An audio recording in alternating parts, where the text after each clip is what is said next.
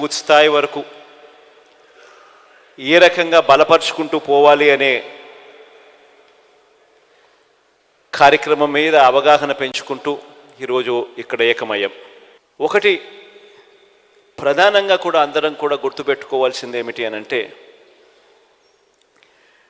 ఎప్పుడైనా కూడా ఒక పార్టీని చూసినప్పుడు ఆ పార్టీలో ఉన్న ప్రతి కార్యకర్త, రాష్ట్ర స్థాయి నుంచి చూసుకుంటే గ్రామీణ స్థాయి వరకు కూడా ప్రతి కార్యకర్త కూడా తమ నాయకుడు ఎలాంటి వాడు అని ఆ నాయకుడిని చూపించి, అదిగో అతనే మా నాయకుడు అని కాలర్ ఎగిరేసుకొని చెప్పే విధంగా ఆ నాయకుడు, ఆ పార్టీ ఉండగలిగితేనే ఏ రోజైనా కూడా ఆ పార్టీకి గౌరవం ఉంటుంది.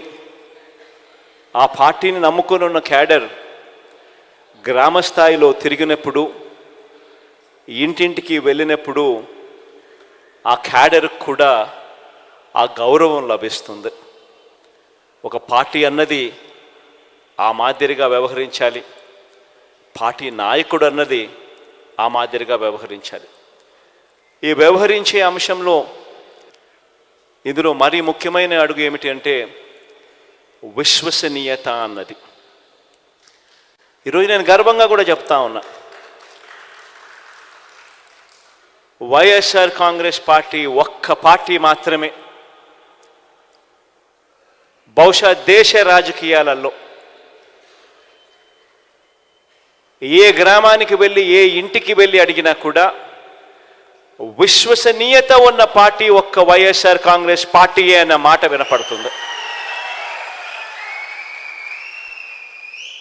ఈ మాట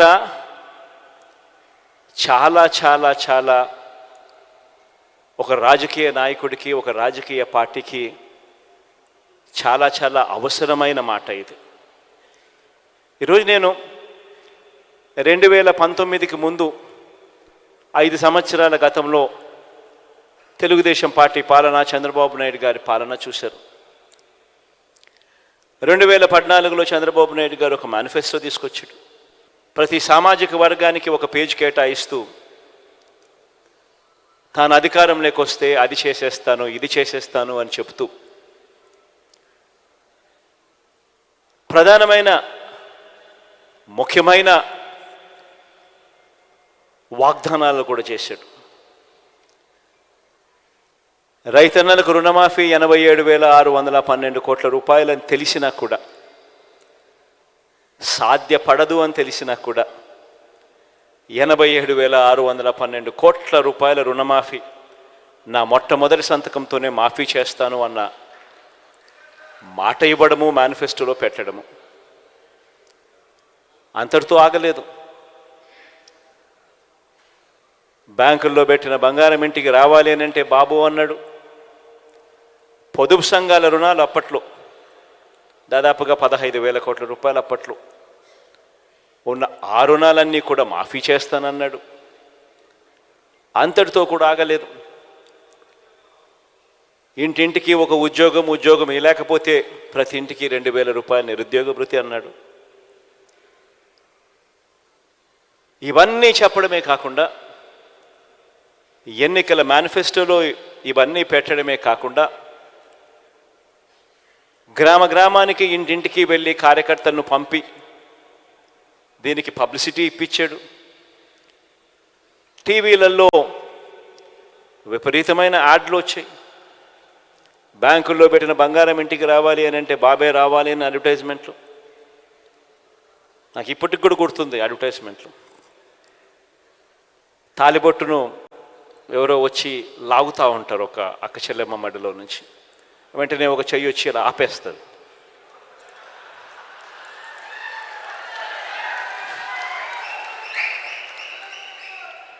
ఆపితే వెంటనే మాటలు వెనకాల నుంచి, బాబు వస్తాడు, బ్యాంకుల్లో పెట్టిన బంగారం ఇంటికి వస్తుంది అని. రకరకాలుగా ఇలాంటి వాగ్దానాలు.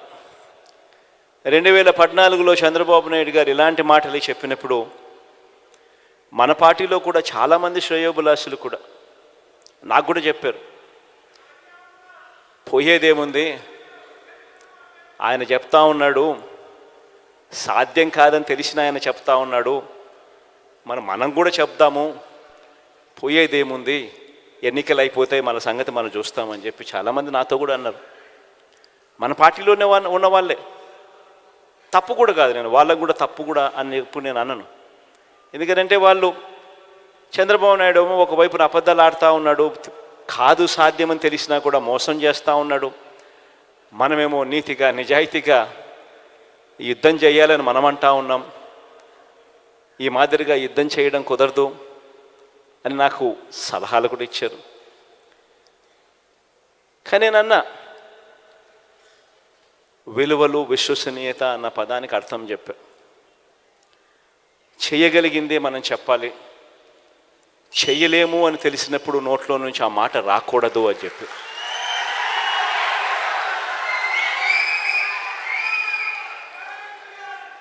ఆ తర్వాత మనం చెప్పలేకపోయాం. చంద్రబాబు నాయుడుకు తోడు ఆయన దత్తపుత్రుడికి తోడు అప్పట్లో కేంద్రంలో కూడా మోడీ గారి గాలి కూడా వీస్తూ ఉన్నది. ఆయన కూడా వీళ్ళతో భాగస్వాముడైనాడు. అందరూ కలిసి ప్రజలను మొత్తానికైతే గొప్పగా మోసం చేశారు. మోసం చేసి అధికారంలోకి వచ్చారు. వచ్చిన తర్వాత మేనిఫెస్టో అన్నది కనపడకుండా చెత్తబుట్టలోకి వెళ్ళిపోయింది. మేనిఫెస్టో ఎక్కడ ఉంది అని కనీసం వెబ్సైట్లలో వెతికితే వెబ్సైట్లలో కూడా మేనిఫెస్టో కనిపించుకోకుండా చేశారు. ఎక్కడా కూడా ఎన్నికలప్పుడు మేము ఇది చెప్పాము, ఇలా చెప్పినాం కాబట్టి ఇది మేము చేస్తున్నాము అని చేయలేకపోగా, క్యాడర్ కనీసం గ్రామాలలో ఇళ్లకు వెళ్ళి కూడా చెప్పుకోలేని పరిస్థితి. చివరికి ఏం జరిగింది? మోసం ఎప్పుడూ నిలబడదు.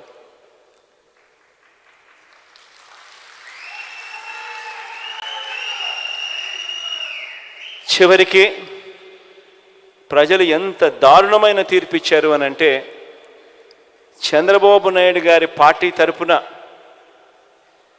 ప్రజల్లోకి వెళ్ళి క్యాంపెయిన్ చేయడానికి చంద్రబాబు నాయుడు గారి క్యాడర్ కూడా గ్రామంలో ఉన్న ఇళ్లకు కూడా వెళ్ళలేని పరిస్థితిలోకి ఆ క్యాడర్ దిగజారిపోయింది. క్యాడర్ అంటే ఫలానా నాయకుడు మావాడు అని చెప్పి కాలర్ ఎగరేసుకొని చెప్పాల్సిన పరిస్థితి నుంచి ఫలాని నాయకుడు మావాడు అని చెప్పడానికి భయపడి ఏకంగా గ్రామాలలో ఇళ్ళకు కూడా వెళ్ళి చెప్పాలంటే కూడా భయపడే పరిస్థితిలోకి క్యాడర్ పోయింది. ఎన్నికలు అయిపోయాయి. 2019 మళ్ళా చంద్రబాబు నాయుడు గారిని నమ్మిన ప్రజలందరూ కూడా మోసపోయిన పరిస్థితిలో ఎన్నికలు జరిగాయి. 2019లో మళ్ళీ మేనిఫెస్టో అన్న అంశం మీద వచ్చింది. 2019లో మనం మేనిఫెస్టో తీసుకొచ్చాం. కేవలం 2 పేజీల మేనిఫెస్టో తీసుకొచ్చాం. 2 పేజీల మేనిఫెస్టో. ఎందుకనంటే ఆ మేనిఫెస్టో అనేది ప్రజలకు గుర్తుండాలి, మనకు గుర్తుండాలి. ఆ తర్వాత అధికారంలోకి వచ్చిన తర్వాత ఆ మేనిఫెస్టో మనం తీసుకొచ్చేటప్పుడు కూడా నేను నా పాదయాత్ర సందర్భంగా ఈ మేనిఫెస్టోకు సంబంధించిన అంశాల గురించి మాట్లాడుతూ ఉన్నప్పుడు కూడా మన పార్టీలో ఉన్న వాళ్ళు కూడా కొంతమంది నన్ను అడిగారు.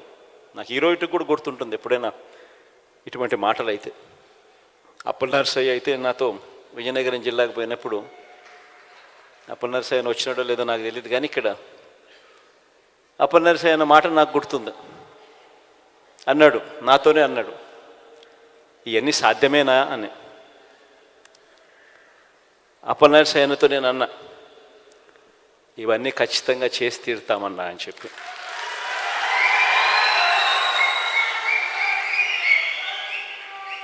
అన్ని ఆలోచన చేసిన తర్వాతనే ఈ నిర్ణయాలకు తీసుకున్నాం. అన్ని ఆలోచన చేసిన తర్వాతనే వీటి గురించి ప్రస్తావిస్తూ ఉన్నాను. ఇందులో చెప్పిన ప్రతి మాట ఖచ్చితంగా నెరవేరుస్తానన్నా అని చెప్పి నేను చెప్పాను. ఈరోజు 5 సంవత్సరాలు మన పాలన తర్వాత 2019లో బహుశా రాష్ట్ర చరిత్రలో ఎప్పుడు గతంలో చూడని విధంగా ఏకంగా 151 స్థానాలు, 175 స్థానాలకు 151 స్థానాలతో అధికారంలోకి వచ్చాం. 25 స్థానాలకు 22 ఎంపీ స్థానాలు గెలుచుకుని అధికారంలోకి వచ్చాం. వచ్చిన తర్వాత 5 సంవత్సరాల మన పరిపాలనలో ఆ మేనిఫెస్టో అనేది ఏదైతే మనం చెప్పామో, ఆ 2 పేజీల మేనిఫెస్టో అని మనం ఏదైతే చెప్పామో, ఆ మేనిఫెస్టో అన్నది నిజంగానే ఒక బైబిల్గా, ఒక భగవద్గీతగా, ఒక ఖురాన్గా భావిస్తూనే చిత్తశుద్ధితో అడుగులు వేశాం. ఈరోజు 5 సంవత్సరాల తర్వాత గర్వంగా కూడా ప్రతి క్యాడర్లో ఉన్న ప్రతి ఒక్కరూ, రాష్ట్ర స్థాయి నుంచి గ్రామ స్థాయి దాకా కూడా ప్రతి ఒక్కరూ కూడా గర్వంగా వెళ్ళి ఎన్నికల ముందు అక్క ఇది చెప్పాం, చెప్పినవన్నీ కూడా చేశాం అని ఏకంగా 99% హామీలన్నీ నెరవేర్చి మేనిఫెస్టో తీసుకొని వెళ్ళి మళ్ళీ ప్రతి ఇంట్లో చూపించి మీరే టిక్కు పెట్టండి అని అడిగే నిబద్ధత, చిత్తశుద్ధి వైఎస్ఆర్ కాంగ్రెస్ పార్టీకి మాత్రమే ఉంది అని కూడా చెప్తా ఉన్నాను. ఈరోజు ఈ మాటలు నేను ఎందుకు చెప్తా ఉన్నానంటే, ఈరోజు రాష్ట్ర వ్యాప్తంగా 87% ఇళ్లకు, ప్రతి కాన్స్టిట్యున్సీలో ఏ కాన్స్టిట్యున్సీ తీసుకున్నా 87% పైచిలకు ఇళ్లకు, గృహాలకు ఈరోజు మన ప్రతి పథకము ప్రతి ఇంటికి కూడా మంచి చేయగలిగాం. కుప్పం రూరల్ నియోజకవర్గం కాబట్టి అక్కడైతే ఏకంగా 93%, 93.29% ఇళ్లకు మంచి జరిగిన పరిస్థితులు అక్కడ ఉన్నాయి. ఇప్పుడు నేను చెప్పే విషయం చాలా చాలా జాగ్రత్తగా వినండి. ఇప్పుడు నేను చెప్పే విషయం కుప్పంలో నేను ప్రస్తావన చేస్తూ అన్నా. కుప్పంలో 87,000 ఇల్లులు, 87,000 చిల్లర ఇల్లులు కుప్పంలో ఉంటే ఏకంగా 83,000 ఇళ్లకు దాదాపుగా మంచి జరిగింది. ఆ మాట ప్రస్తావిస్తూ రాష్ట్ర వ్యాప్తంగా మీ జగన్ బటన్ నొక్కడం, నేరుగా నా అక్క చెల్లెమ్మల ఖాతాల్లోకి ఎటువంటి లంచాలు, ఎటువంటి వివక్షకు ఆస్కారం లేకుండా, ఎటువంటి లంచాలు వివక్ష లేకుండా ఏకంగా 2,55,000 కోట్ల రూపాయలు నేరుగా నా అక్క చెల్లెమ్మల కుటుంబాల ఖాతాల్లోకి వేశాము అని చెబుతూ, ఈ 2,55,000 కోట్లకు సంబంధించి ఇందులో 1,400 కోట్ల రూపాయలు కేవలం ఈ కుప్పం నియోజకవర్గంలో ఈ 83,000 ఇళ్లకు ఈ 1,400 కోట్ల రూపాయలు ఇవ్వగలిగాము అని. 45,000 కుటుంబాలు గతంలో పెన్షన్ అరకొరగా 1,000 రూపాయలు అందుకుంటా ఉన్నవి, మీ జగన్ వచ్చిన తర్వాత దాన్ని 3,000 చేశాడు. పెన్షన్ గతంలో కేవలం 30,000 ఇళ్లకు మాత్రమే వస్తూ ఉన్న పరిస్థితిని మార్చి 45,000 కుటుంబాలకు ఇవ్వడం మొదలుపెట్టింది మీ జగన్ వచ్చిన తర్వాతే అని. ఈ ఒక్క పెన్షన్ కార్యక్రమానికి ఈ 57 నెలల కాలంలో ఇచ్చింది ఒక్క కుప్పం నియోజకవర్గంలో మాత్రమే 507 కోట్ల రూపాయలు ఇచ్చాం. ఇదే మాదిరిగా చేయూత గురించి చెప్పా, ఇదే మాదిరిగా ఆసరా గురించి చెప్పా, ఇదే మాదిరిగా విద్యా దీవెన, వసతి దీవెన గురించి చెప్పా, ఇదే మాదిరిగా అమ్మఒడి గురించి చెప్పా.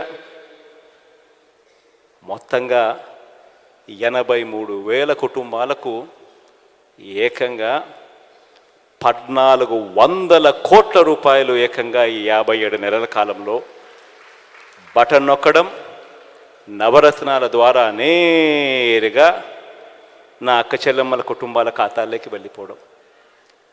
ఈ డబ్బుల్లో కూడా, ఈ 1400 కోట్లలో కూడా ఆ పేదలకు ఇచ్చిన ఇళ్ల పట్టాల గురించి ప్రస్తావన లేదు. ఎందుకంటే అది కూడా కలుపుకుంటే ఈ 1400 కోట్ల కంటే ఇంకా చాలా ఎక్కువ. ఎందుకు నేను ఈ మాటలు మాట్లాడుతూ ఉన్నానంటే, ఏ నాయకుడైనా కూడా ఒక అటువైపున 83,000 కుటుంబాలకు ఈ స్కీమ్లో ఇన్ని వేల కోట్లు, ఈ స్కీమ్లో ఇన్ని వేల కుటుంబాలకు ఇన్ని వందల కోట్లు, ఈ స్కీమ్లో ఇన్ని వేల కుటుంబాలకు ఇన్ని వందల కోట్లు, ఈ స్కీమ్లో ఇన్ని వేల కుటుంబాలకు ఇన్ని వందల కోట్లు ఇచ్చామని చెప్పి చెప్తా ఉన్నప్పుడు అటువైపున ప్రత్యర్థికి గుండెల్లో రైళ్లు పరిగెత్తడం ఖచ్చితంగా మానవ్. ఇది వాస్తవం. ఈ డేటా నియోజకవర్గ స్థాయి నుంచి, మండల్ స్థాయి నుంచి, సచివాలయం స్థాయి దాకా కూడా మీ అందరికీ అందుబాటులో ఉంది. ఎప్పుడు జరగని విధంగా జరిగిన గొప్ప కార్యక్రమం. కేవలం ఈ 57 నెలల కాలంలో జరిగింది. ఎప్పుడు చూడని విధంగా పరిపాలనలో సంస్కరణలు తీసుకొచ్చాం, మార్పులు వచ్చాయి. అసలు గతంలో ఎప్పుడు ఊహకు కూడా అందల. నిజంగా ఇది సాధ్యమేనా?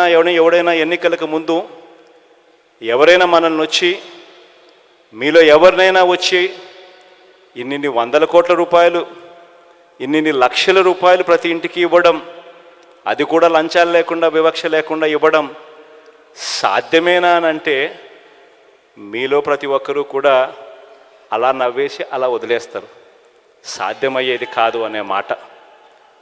కానీ ఈ 57 నెలల కాలంలో లేదు, ఇది సాధ్యమే అని ప్రతి ఇంటికి చూపించగలిగాం. ఎక్కడ లంచాలు లేకుండా, ఎక్కడ వివక్ష లేకుండా నేరుగా అక్క చెల్లెమ్మల ఖాతాల్లోకే నేరుగా ఆ డబ్బులు వెళ్ళిపోయి ఆ అక్క చెల్లెమ్మ కంటికే కనిపించే విధంగా చూపించగలిగాం. ఒక గొప్ప విప్లవాత్మక మార్పు పరిపాలనలో తీసుకొని రాగలిగాం. ఎప్పుడూ జరగని విధంగా, చూడని విధంగా. గ్రామాలలో స్కూళ్ళు మారాయి. ఎప్పుడు ఊహకు కూడా అందలేదు. డబ్బులున్న వాళ్ళకు మాత్రమే ఇంగ్లీష్ మీడియం బడులు, మంచి చదువులు, ట్యాబులు, క్లాస్ రూములలో డిజిటల్ బోధన అని గతం. ఈ 57 నెలల్లో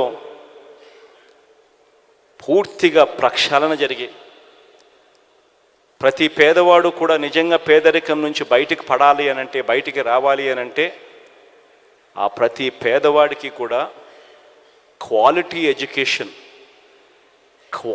ఎడ్యుకేషన్ అన్నది ఎంత అవసరమో గుర్తించి ఆ ప్రతి పేదవాడు వెళ్ళే బడిని ఆ మాదిరిగా క్వాలిటీ ఎడ్యుకేషన్ తీసుకొచ్చిన ఏకైక ప్రభుత్వం కూడా మనది మాత్రమే అని కూడా చెప్పడానికి గర్వపడతా ఉన్నా.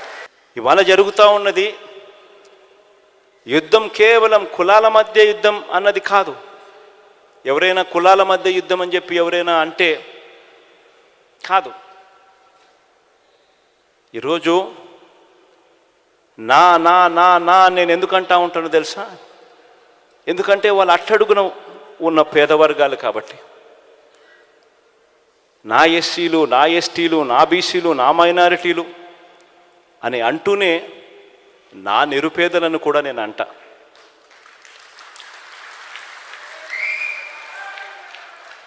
ఎందుకంటానో తెలుసా?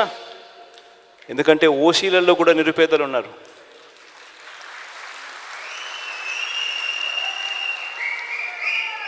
ఇవాళ జరుగుతూ ఉన్నది కులాల మధ్య యుద్ధం కాదు. ఇవాళ జరుగుతూ ఉన్నది క్లాష్ వార్. గుర్తుపెట్టుకోండి. పేదవాడు ఒకవైపున, పెత్తందారులు మరోవైపున. ఇవాళ జరుగుతూ ఉన్నది ఇక్కడ.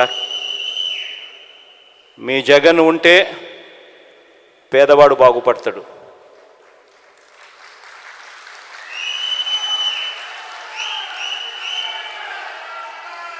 మీ జగన్ ఉంటే లంచాలు లేకుండా, వివక్ష లేకుండా బటన్లు కొనసాగుతాయి. ఇంటికే వాలంటీర్ వస్తాడు. చిక్కటి చిరునవ్వులతో అవ్వ తాతలకు తోడుగా ఉంటూ సహాయం అందుతుంది. మీ జగన్ ఉంటేనే బడులు మారుతాయి. పేదవాడు వెళ్ళే స్కూళ్ళు ఇంగ్లీష్ మీడియం అవుతాయి. మీ జగన్ ఉంటేనే గ్రామాలలో విలేజ్ క్లినిక్లు పనిచేయడం మొదలు పెడతాయి. ఆరోగ్య సురక్ష అనే కార్యక్రమం జల్లడబడుతూ ప్రతి పేదవాడికి తోడుగా ఉండే కార్యక్రమం జరుగుతుంది. ఆరోగ్యశ్రీని ఇప్పటికే విస్తరించాం. విస్తరించిన ఈ ఆరోగ్యశ్రీ ఇంకా గొప్పగా పనిచేయడం మొదలు పెడుతుంది. ఏ పేదవాడైనా కూడా అప్పుల పాలు కాకుండా ఆ పేదవాడికి వైద్యం అందే పరిస్థితి కొనసాగాలంటే కేవలం జగన్ ఉంటే మాత్రమే అది సాగుతుంది, జరుగుతుంది.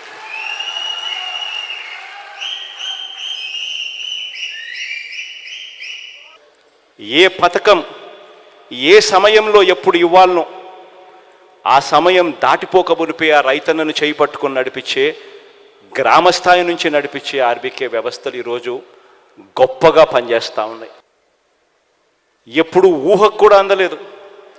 ఫోన్లలో దిశ యాప్ పెట్టగలుగుతామని ఒక 5 సార్లు ఇలా ఫోన్ చేస్తే చాలు ఒక పోలీస్ సోదరుడు అక్క చెల్లెమ్మ దగ్గరికి వచ్చి అక్క ఏమైంది అని అడిగే పరిస్థితి తేగలుగుతాము అని ఎప్పుడు ఊహకు కూడా అందలేదు. ఈరోజు ఆ ప్రతి అక్క చెల్లెమ్మ ఫోన్లోనూ దిశ యాప్లో ఫోన్ 5 సార్లు షేక్ చేసినా చాలు, లేదా SOS బటన్ నొక్కినా చాలు, 10 నిమిషాల్లోనే వెంటనే పోలీసు సోదరుడు వెంటనే ఫోన్ చేస్తున్నాడు, 10 నిమిషాల్లో ఇక్కడికే వచ్చేస్తున్నాడు. ఎప్పుడు ఊహకు కూడా తట్టలేదు ఇట్టని చేయగలుగుతామని. మొట్టమొదటిసారిగా గ్రామాలలోనే ఒక మహిళా పోలీస్. ఇవన్నీ కూడా ఎప్పుడూ చూడని విధంగా జరిగిన మార్పులు. ఇవన్నీ కూడా ప్రతి పేదవాడి ఇంటికి తీసుకొని పోవాలి. ఇవన్నీ కొనసాగాలి అని అంటే కేవలం మళ్ళీ జగన్ అయితేనే ఇవన్నీ కొనసాగుతాయన్న మెసేజ్ తీసుకొని పోవాలి.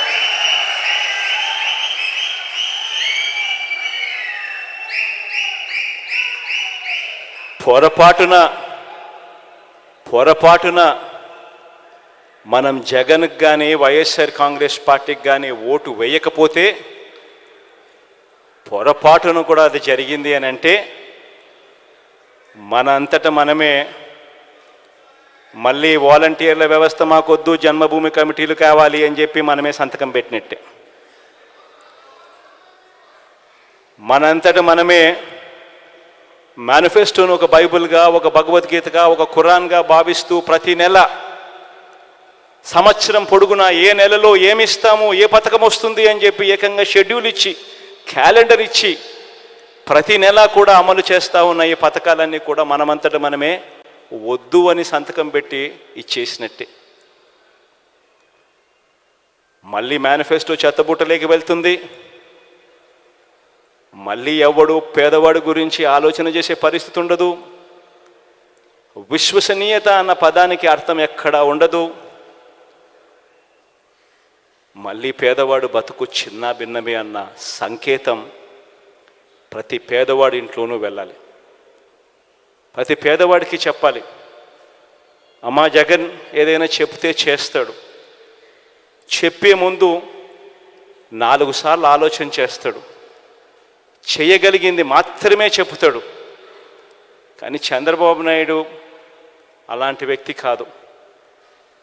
ఎన్నికల కోసం, ఓట్ల కోసం ఏమైనా చెబుతాడు, ఎవరినైనా మోసం చేస్తాడు అవసరం కోసం అన్నది మన కళ్ళ ఎదుటనే కనిపించిన సత్యం. 2014లో ఇదే చూసాం, దానికన్నా ముందు ఇదే చూసాం. ఇవాళ తాను కేజీ బంగారం ఇస్తానని చెప్తున్నాడు, ప్రతి ఇంటికి బెంజ్ కారు కొనిస్తానంటున్నాడు. మళ్ళీ జరగబోయేది మాత్రం మళ్ళీ ఇదే అమ్మా అని చెప్పి ప్రతి ఇంటికి వెళ్ళి చెప్పే పరిస్థితి రావాలి. ఈ 45 రోజుల్లో ఇక ఎన్నికలు జరగబోతున్నాయన్న సంగతి జ్ఞాపకం పెట్టుకోండి. ఈ 45 రోజులు దాదాపుగా మన పార్టీలో అయితే మోరార్లెస్ టికెట్లన్నీ మోరల్లెస్ అందరికీ కన్ఫర్మ్ అయినట్టే మోరల్లెస్. ఎందుకంటే మార్చాల్సినటువన్నీ దాదాపుగా ఇప్పుడే 99% మార్చేసినాము. ఇంకా ఏదైనా ఉంటే ఒకటో అరో ఏదో అన్నా ఉంటే అక్కడో ఇక్కడో ఏదో ఉంటే మొత్తం కలిపినా కూడా పెద్ద ఎక్కువేమి ఉండవు. కాబట్టి అందరికీ మోరల్లెస్ కన్ఫర్మే. కాబట్టి ఖచ్చితంగా పోండి, ఆర్గనైజేషన్ మీద ధ్యాస పెట్టండి. ఇంతగా ప్రతి ఇంటికి మంచి చేసి ఇదిగో ఇన్ని లక్షలు మీ ఇంట్లో మంచి జరిగింది అని చెప్పి ఏకంగా లెటర్ల రూపకంలో ఇచ్చి ఆ జరిగిన మంచిని చెప్పగలిగిన పరిస్థితి బహుశా దేశ చరిత్రలో ఏ పార్టీ కూడా తమ ఎమ్మెల్యే అభ్యర్థులకు ఇచ్చిన పరిస్థితి ఎప్పుడూ ఉండకపోవచ్చు. ఒక్క వైఎస్ఆర్ కాంగ్రెస్ పార్టీ మాత్రం మన ఎమ్మెల్యేలకు ఆ అవకాశం ఇస్తూ ఉంది.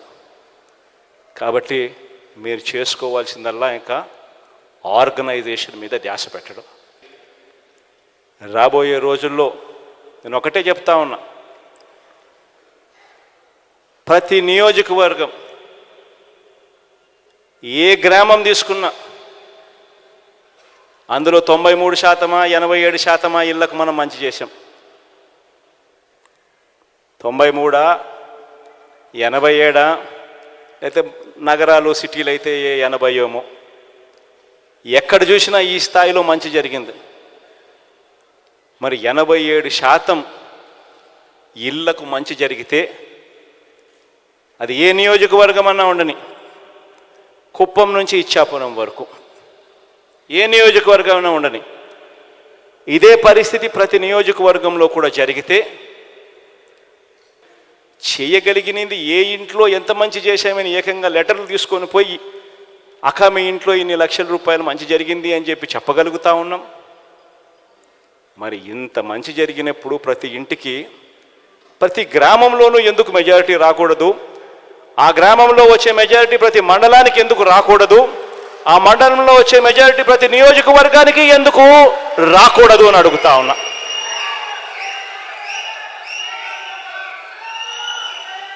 అది కుప్పమైనా సరే ఇచ్చాపురమైనా సరే ఎందుకు జరగకూడదు అని అడుగుతా ఉన్నా. ఎస్, కొద్దో గొప్ప మన ప్రత్యర్థులు రకరకాల కాస్ట్ ఫీలింగ్స్ తీసుకొస్తారు.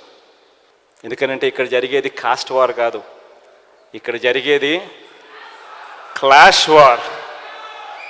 పేదవాడు బ్రతకాలి అనంటే వైఎస్ఆర్ కాంగ్రెస్ పార్టీ రావాలి,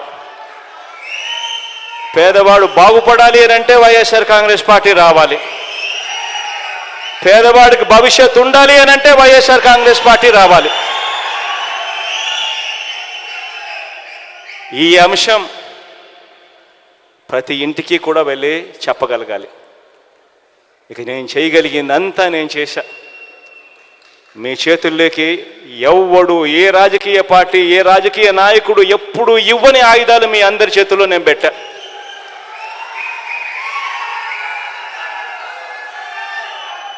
ఇక ముందుకు తీసుకొని పోయి ఎన్నికల్లో గెలిచి రావాల్సిన బాధ్యత ఇక కేవలం మీ మీద, ఈ 45 రోజుల్లో మీరు చేసే ఆర్గనైజేషన్ స్ట్రెంగ్త్ మీద మాత్రమే ఆధారపడి ఉంది అని చెప్పి మాత్రం చెప్తా ఉన్నా. ప్రతి ఒక్కరూ కూడా రెట్టించిన ఉత్సాహంతో పోండి. మంచి చేశాం, మంచి చేసి ఓటు అడుగుతా ఉన్నామన్న ఒక గొప్ప సంతృప్తితో పోండి. పోయి ఈసారి మాత్రం లాస్ట్ టైం నాకు 151 వచ్చాయి, లాస్ట్ టైం 22 ఎంపీలు వచ్చాయి. ఈసారి మాత్రం 175కు 175 రావాల్సిందే. ఆ దిశగానే అడుగులు పడాలి. 25కి 25 ఎంపీలు రావాల్సిందే అన్న దిశగానే అడుగులు పడాలి. ఆ దిశగానే అంతే కాన్ఫిడెన్స్తో అడుగులు వేయమని చెప్పి మీ అందరికీ కూడా all the very best wishes తెలియజేస్తూ సెలవు తీసుకుంటా ఉన్నాను.